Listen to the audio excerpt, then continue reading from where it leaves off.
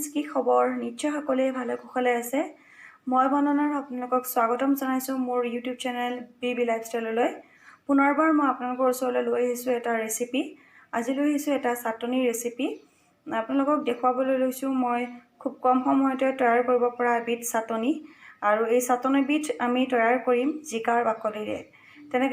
তেনেহ'লে চাওঁ হওকচোন জিকাৰ বাকলিৰে মইনো কিদৰে তৈয়াৰ কৰিছোঁ এই চাটনিবিধ। জিকাৰ বাকলিৰ চাটনিৰ বাবে আমাক প্ৰয়োজন হ'ব অকণমান জিকাৰ বাকলি, অকণমান আদা, কেইফুটমান নহৰু, অকণমান জলকীয়া, অকণমান ধনিয়াৰ পাত আৰু অকণমান নিমখ। খুব কম সামগ্ৰীৰ প্ৰয়োজন হয় এই চাটনিবিধ তৈয়াৰ কৰোঁতে। তেন্তে চাওঁ আহকচোন। প্ৰথমতে 5 মিনিটমানৰ বাবে মই জিকাৰ বাকলিখিনি অকণমান নিমখ দি পেলাই বইল কৰি লৈছোঁ। খুব বেছি নহয়, আধা বইল হ'ব দিব। মিনিটমান বইল কৰাৰ পিছত মই গেছটো অফ কৰি দিছোঁ। মই বেছি সময় বইল কৰা নাই। মিক্সিত মই সকলোখিনি একেলগে দি দিছোঁ। জিকাৰ বাকলি, আদা, নহৰু, জলকীয়া আৰু নিমখ। এতিয়া এইখিনি মই পিচিম। অতি কম সময়ৰ ভিতৰত তৈয়াৰ হৈ গ'ল মোৰ জিকাৰ বাকলিৰ চাটনি।